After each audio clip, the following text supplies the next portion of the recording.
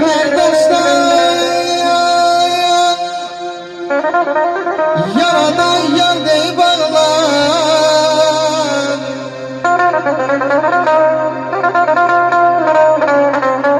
Mənim qələmimin qüdrəti qardaş.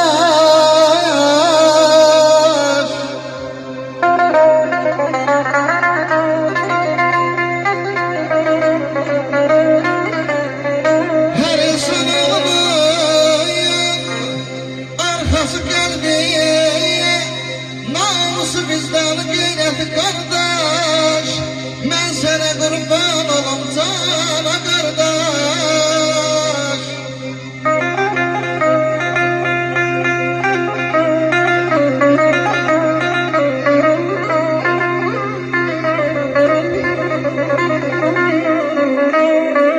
O sevda hökmüdar, eller hakimi aman. Tek senin hünerin, ay şahidinemi korkudan dağ kimi. Atalar düz deyip, ey benim əzizlərim. Atalar düz deyip, iti ok kimi. Düşmənin gözünə batandı qardaş. Arxadır, köməkdir, dayaqdır qardaş. Mən sənə qurban olum cana qardaş.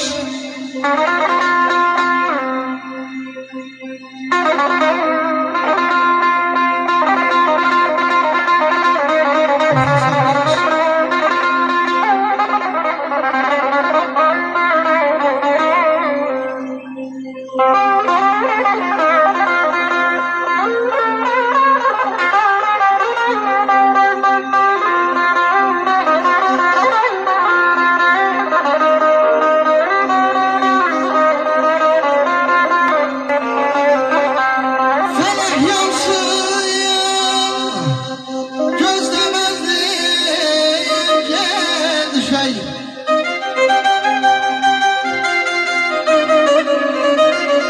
Allah'ın hükmüne,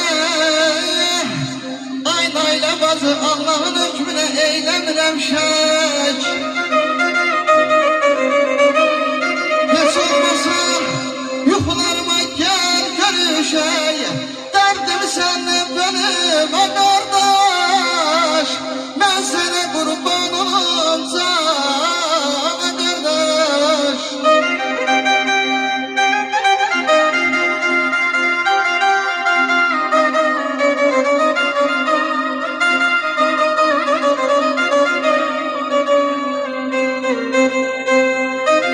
Əzirəm ata yeri, deyməsin ay dostlar. Ay məclisənli görüm sizlərə bir xəta yeri.